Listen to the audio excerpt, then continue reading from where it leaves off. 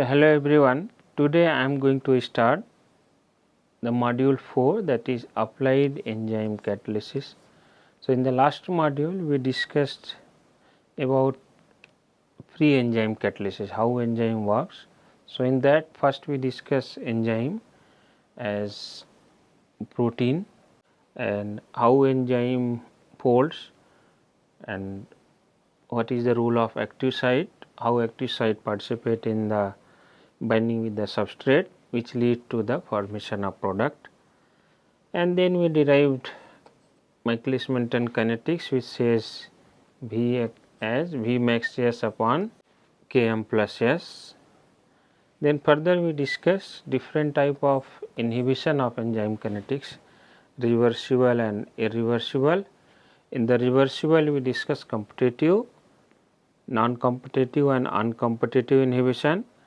In addition, we also discuss the substrate inhibition which can also be competitive or non-competitive. So, these were the three plots: Lineweaver-Burke plot, Hans-Wolf plot and Eddy-Hofstee plot, which can be used to determine the value of Km and V max. So, we have to plot as y as mx plus c.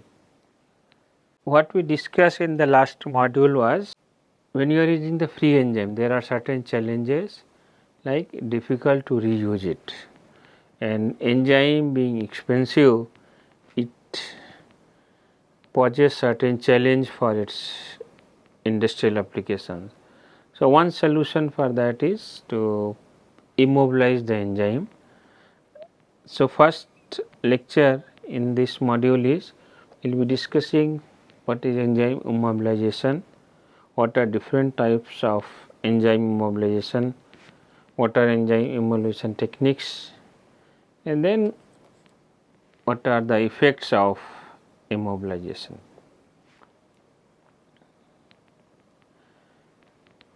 So, as I told, immobilization means you want to confine or localize an enzyme. Where you want to localize? To an inert insoluble material, and that inert insoluble material we refer as solid matrix. So, you want to have a solid matrix, and in that you want to confine the enzyme so that it can be reused continuously and stability is greatly increased, because once a free enzyme is exposed to this environmental condition, temperature, pH, they are more susceptible as compared to when an enzyme is entrapped in a solid matrix.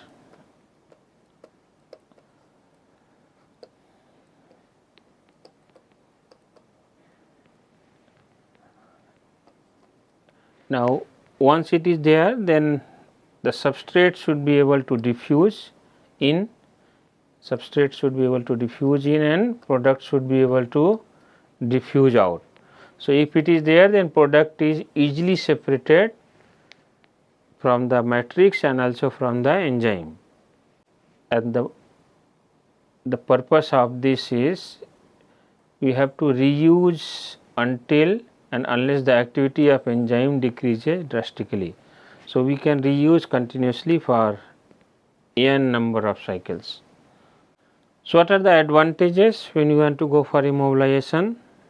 So, when you are having this enzymatic reaction, E plus S is forming enzyme substrate complex which is dissociated into enzyme plus product.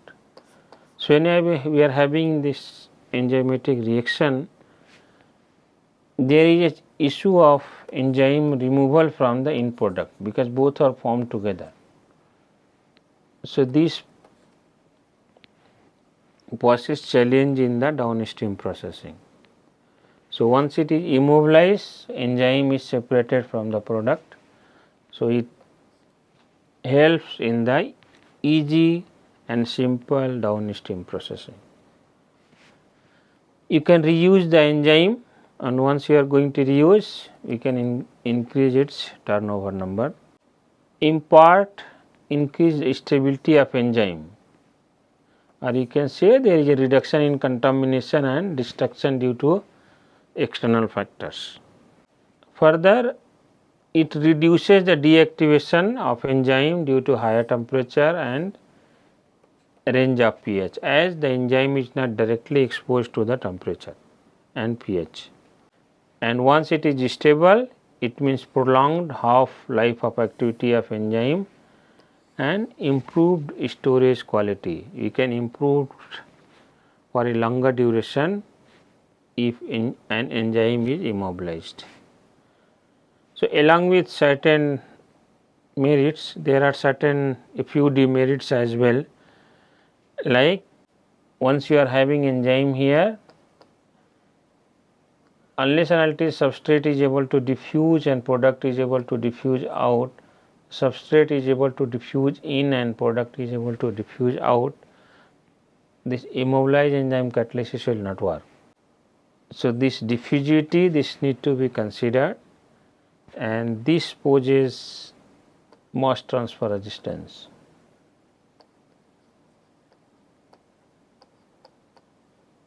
So, once you have entrapped this, so there is a resistance to mass transfer.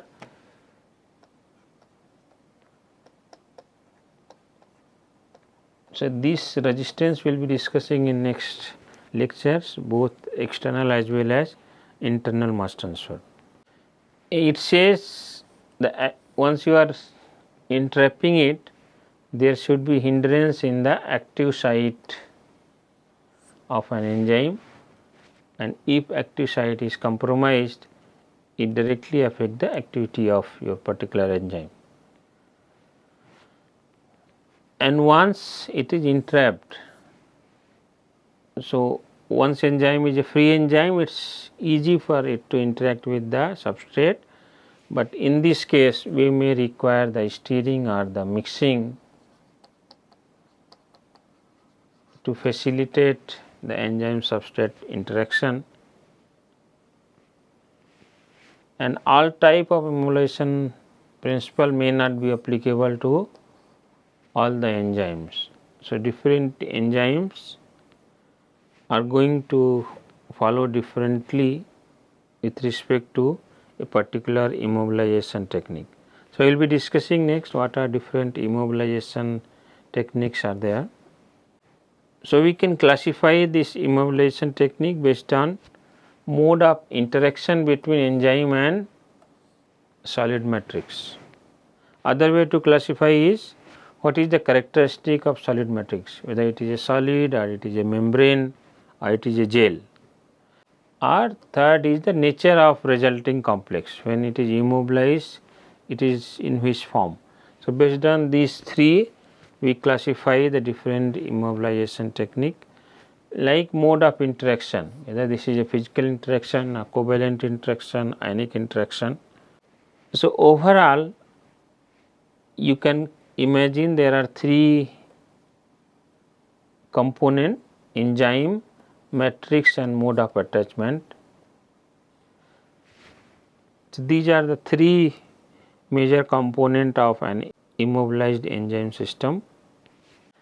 So, here you just see this figure, it says immobilization technique, you can decide whether enzyme is a soluble or insoluble.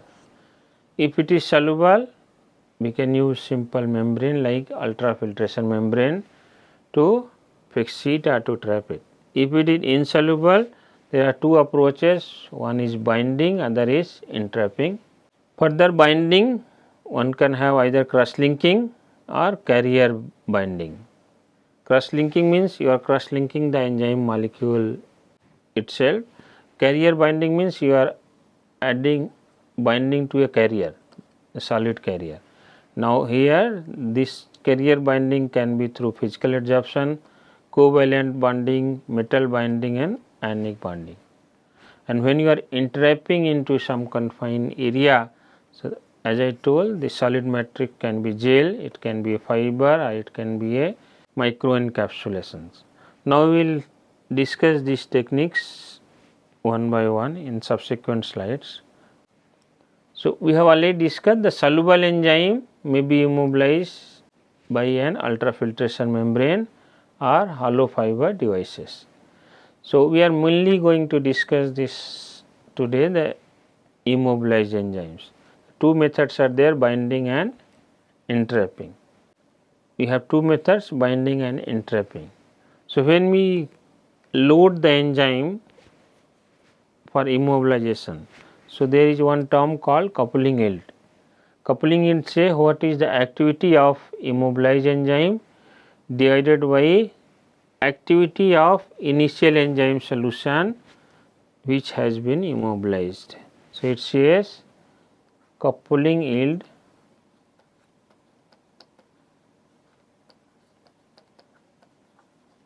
equals activity of IME immobilized enzyme divided by, while loading, what was the activity of your free enzyme, initial minus E recovered, what is not loaded, into 100.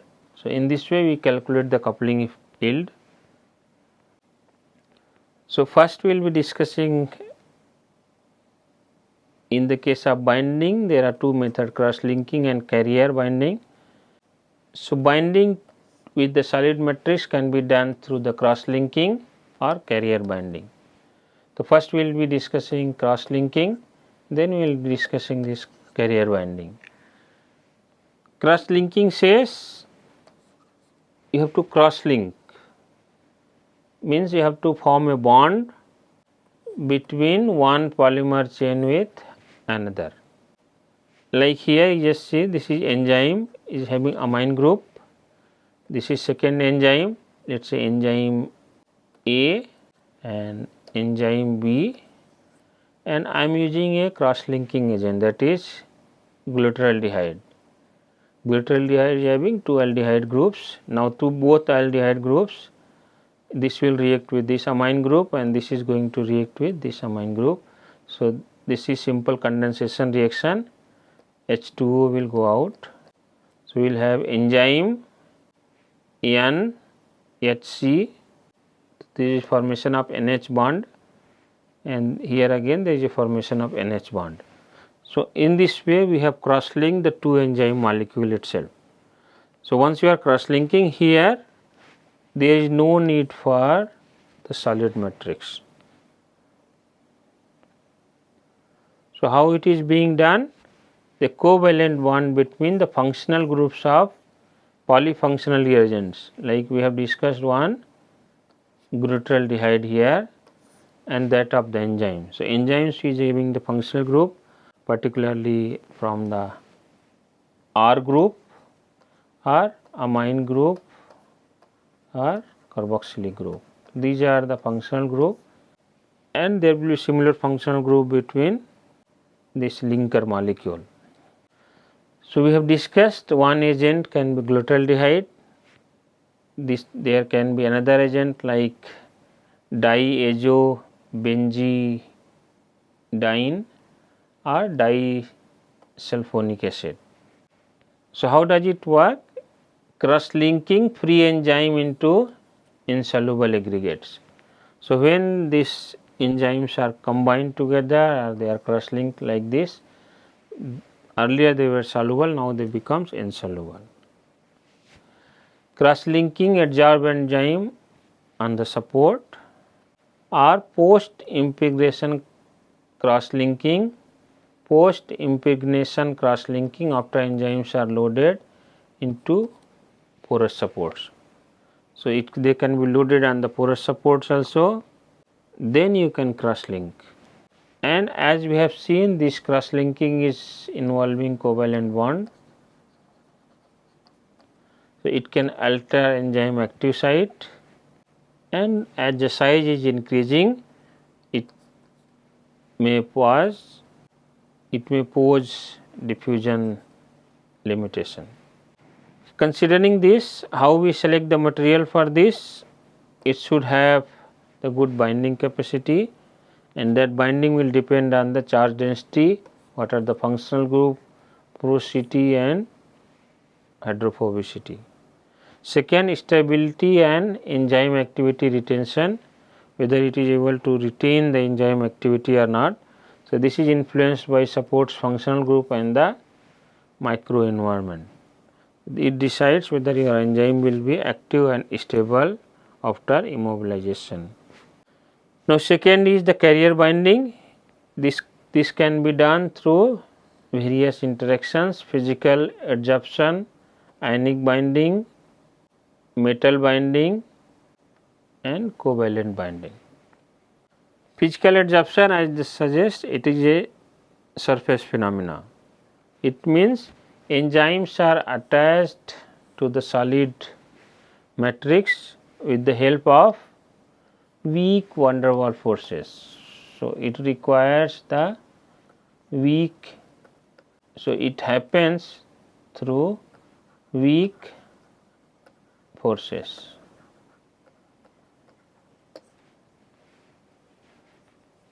Solid matrix usually binds with the other than the active site, because this is a simple van der Waals interaction, and most of the enzymatic activity is retained after immobilization by this method, physical adsorption.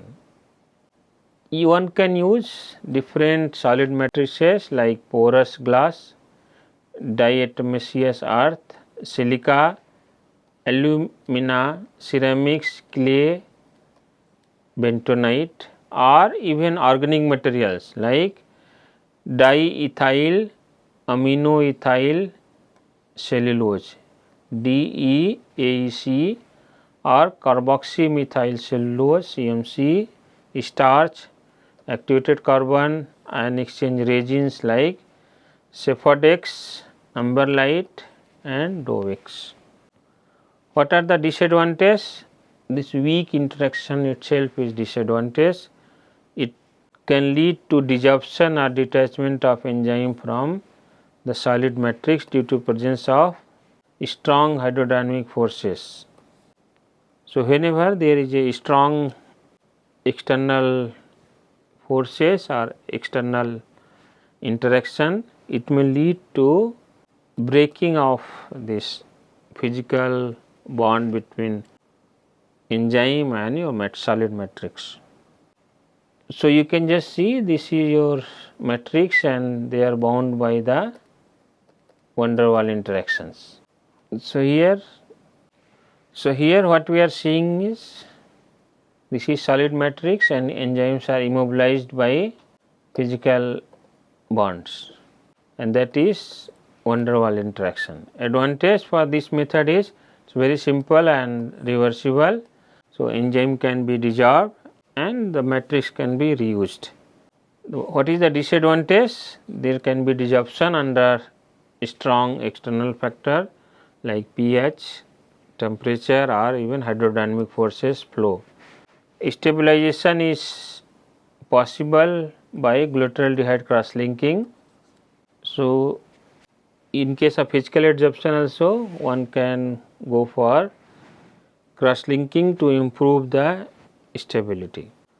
We have already discussed what are the common supporting material, inorganic and organic.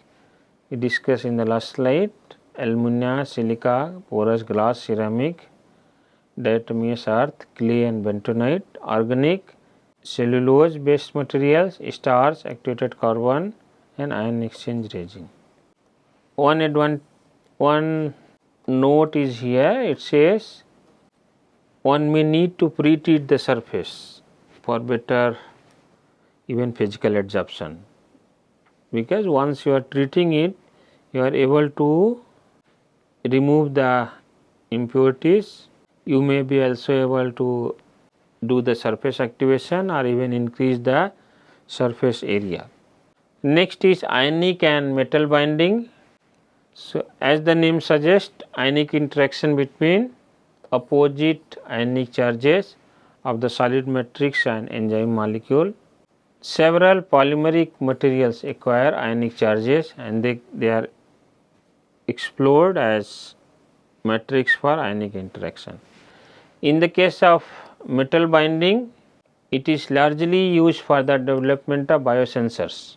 For example, platinum covalent bonding due to electron sharing between solid matrix and enzyme. So, for biosensor we mostly use this metallic material, and there enzyme acts as a biological compound which directly participate in the biosensing. So, these ionic interactions are strong interaction, strong electrostatic interaction, you can say electrostatic interaction, and as this interaction is strong, enzyme may lose some of their activity during the process of immobilization. Next is the covalent bond, as we have discussed earlier also. So, there will be covalent bond formation between functional group on enzyme and those on the solid matrix. These are the few functional group which participate in the covalent bond formation: carboxylic group, hydroxyl group, amine group, SH group. In addition, the R group of particular amino acids are also responsible for covalent binding.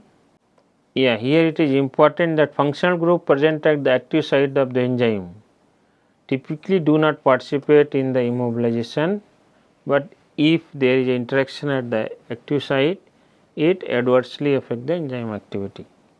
So, you can just see this is a strong covalent bond between enzyme and the solid matrix. How you protect the active site? Typically during the immobilization, the active site is blocked with a competitive inhibitor before binding, and we can use the chemical reagents like cyanogen bromide, carbodiamide or glutaraldehyde to activate the support. So, as the name suggests, covalent is a strong interaction. It results in a strong and stable binding. This is important that binding must avoid the active site to preserve enzyme activity. So, what we have discussed so far is binding part, cross linking and carrier binding, the physical adsorption, covalent, metal binding and ionic binding. Now, we will be discussing entrapping using gel, fiber and microencapsulation. So, entrapping of insoluble enzyme may be done by three techniques: gel, fiber and microencapsulations. We know different gels. So, this is gel and inside the enzyme is entrapped. The enzyme solution is mixed with polymeric fluid, which is followed by the solidification. Once it is solidified, gel is formed and enzyme is entrapped. This may solidify into different forms depending on the application, and this polymeric material is semi permeable, so that substrate can come in and product can go out. In the gel, large molecular weight enzyme cannot diffuse out, but a smaller substrate and product molecule can diffuse in and diffuse out.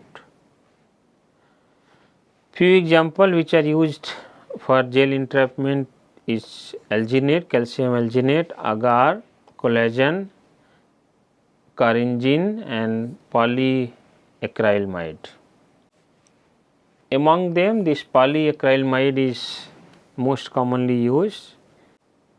It is important that if enzyme is present in the solution during polymerization, it becomes entrapped in the gel.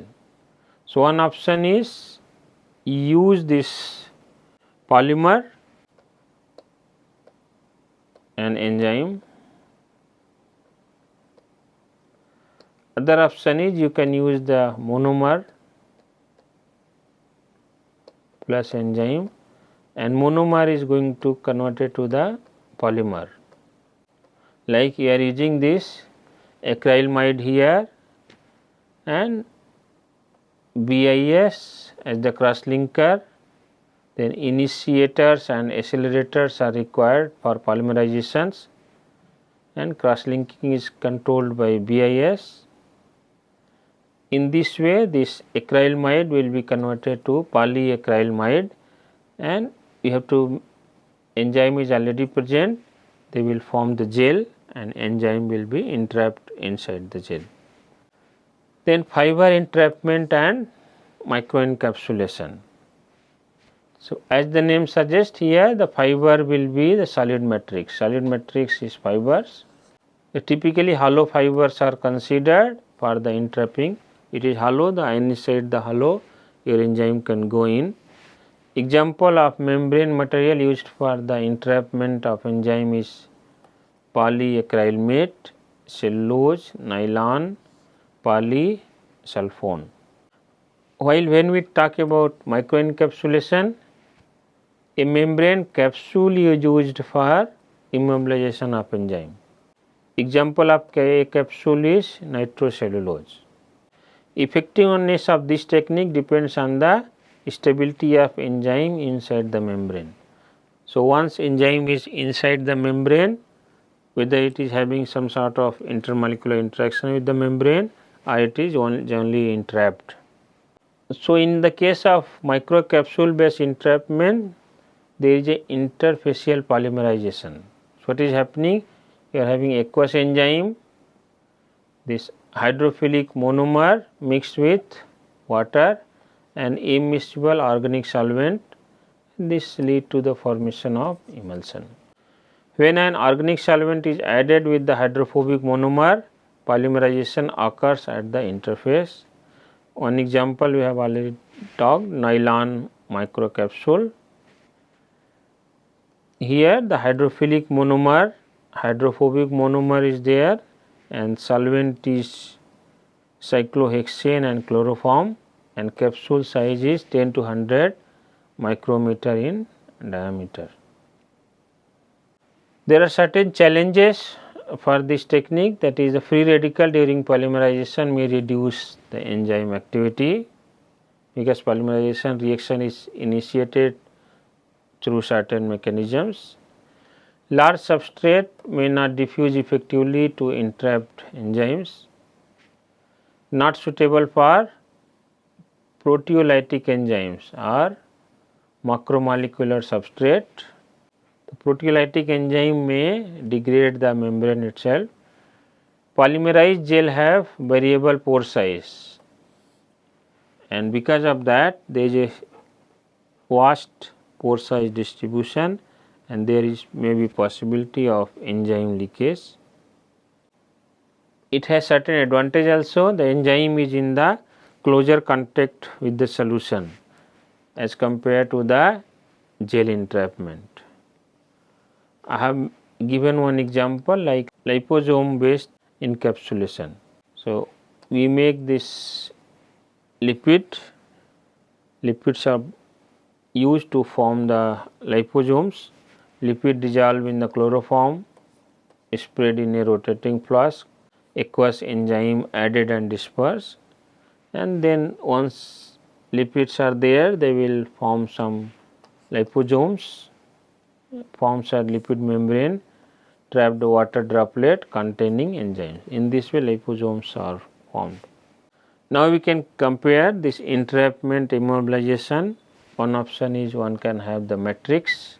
So we have discussed calcium alginate, agar, carnitine, polyacrylamide and collagen, and solid matrix activated carbon, porous ceramic and diatomaceous earth. They form particle, membrane, fiber. What is the simple method for the matrix is enzyme is mixed with the polymer and then it is solidified to give different particles or the gel, while in the case of membrane they are trapped between microscopic membrane. An enzyme is trapped between semi permeable membranes. Membrane material may be nylon, cellulose, polysulfone, polyacrylate. So, you have to basically retain the enzyme and allow the substrate and product to pass through it. It forms the hollow fiber units. While in the case of microencapsulations, they are enclosed in the microscopic hollow spheres. Here we use polymeric or interfacial. Here membranes are used as polymeric or interfacial phase. So, one advantage here is the diffusion resistance is lower as compared to this gel beads. Yeah, so here I have put a table to compare adsorption, covalent bonding, entrapment and membrane encapsulations. These are the common methods which are being explored for the immobilization of enzymes. So, you can see the binding force. In case of adsorption, typically it is a weak van der Waals interaction, but it depends on the carrier material. Covalent strong binding, entrapment weak binding, membrane encapsulation strong binding. Cost, this is the cheapest one, adsorption, high cost, moderate cost and high cost. Preparation is simple and this is difficult, and membrane encapsulation is again simple technique. Enzyme leakage, yes, this is desorption is taking place. No leakage in the entrapment, yes, leakage is possible, and membrane encapsulation, no leakage.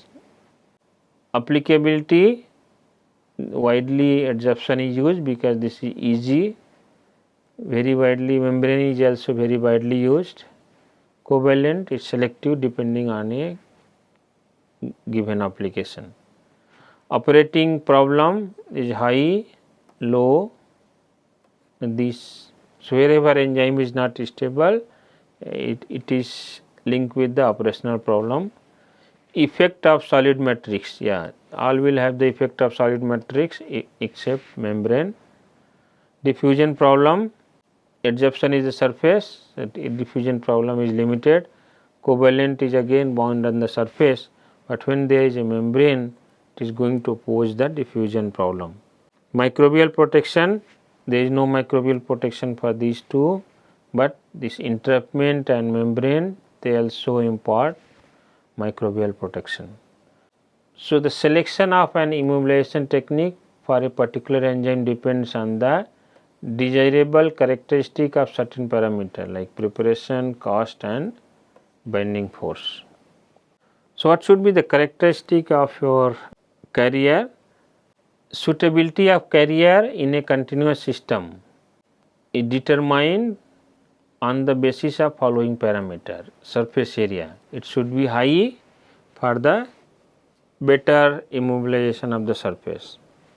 It should be inert, it should be tolerant to the chemical present in the reactor. It should also have microbial resistance to safeguard enzyme and solid matrix. So, it should have certain antimicrobial property.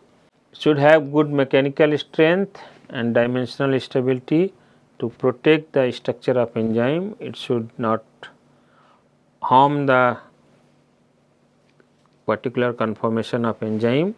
This solid matrix should be thermally stable because enzyme works at an optimal temperature and matrix should be stable at given temperature. Charge of the pore as compared to the substrate. So, what is the charge? It may lead to the formation of electrostatic interaction. And is it possible to regenerate and reuse the solid matrix and the size and the shape of solid matrix? It gives what will be your diffusion limitation depending on the size and the shape of solid matrix. So, we can quickly summarize carrier used for the adsorption of enzymes: alumina, bentonite, calcium carbonate gel, carbon cellulose clay, collagen saccharose, porous glass, even hydroxyapatite, ion exchange resins, kaolin, phenolic polymer, silica gel, polyvinyl chloride. Carrier used for the covalent attachment, one can use agarose, cellulose, dextran, glass, polyacrylamide, copolymer and polyamino-styrene. So, for the covalent bond function there should be a certain functional group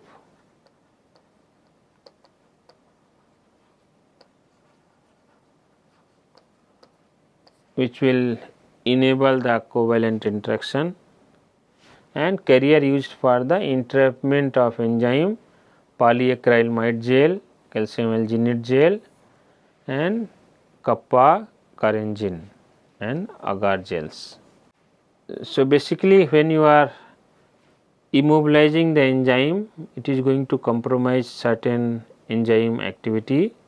So, once it is participating in the reaction, it may have different property as compared to the free enzyme. It can reduce the activity and specific activity, especially if this binding causes denaturation. The carrier also alters enzyme's microenvironment and affecting the enzyme conformation and substrate accessibility. So, enzyme conformation is going to affect the enzyme activity that one can analyze in terms of Km and Vmax, and substrate accessibility one can analyze in terms of concentration of substrate, or we say the mass transfer resistance.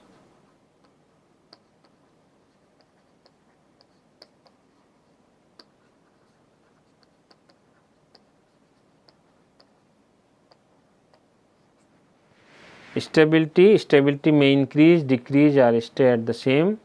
This is influenced by the microenvironment and resistance to denaturation. Particularly if there is a proteolytic enzyme may be protected from autodigestion due to immobilization. pH optimum can shift by up to 2 units after immobilization. So, it depends on the ionic nature of the carrier, whether this is anionic or cationic.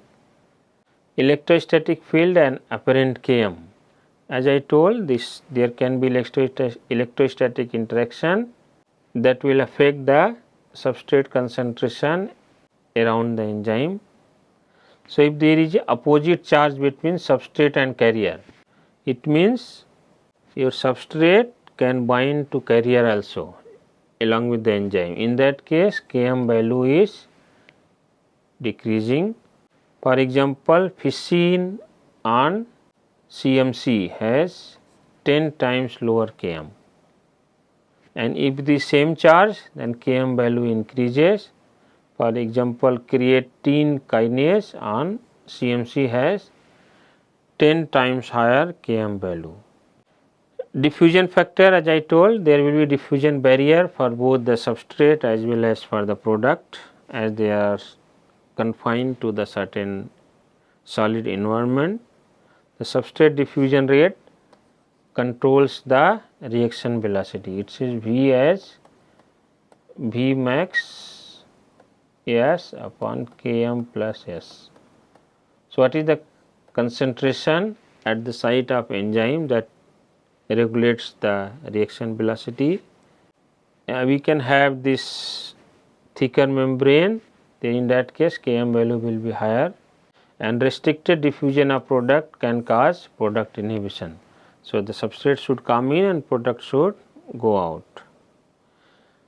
Apparent Vmax, as I told, both Km and Vmax will be changing in the case of immobilized enzyme, and that will decide how the activity of enzyme is being compromised. Vmax may decrease if the substrate diffusion is limiting.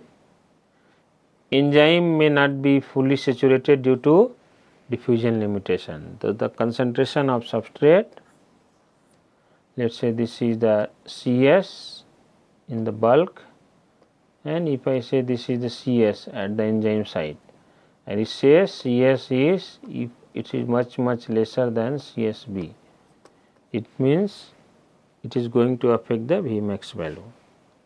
So, I have listed a very simple example here. It says an enzyme in free solution shows the following kinetic parameter: Km is 1.5 millimolar, Vmax is 200 micromole per minute, and when it is immobilized on an anionic carrier, following effects are observed. The first is due to electrostatic interaction with the positively charged substrate, apparent Km decreases by a factor of 10. Second, diffusion limitation, apparent Vm decreases by 40%. So, we can take this Km will be decreased by 10, Km apparent, Km upon 10, and Vmax apparent, this will be Vmax into 0.4. Then calculate the reaction rate for the immobilized enzyme at substrate concentration 2 millimole using Michaelis-Menten equation. So, Km will be reduced from 1.5 millimole to 0.15 millimole, Vmax will decrease by 40%, it will be now 120 micromole per minute. So, we can calculate the V as Vmax S is given to S is 2 millimole,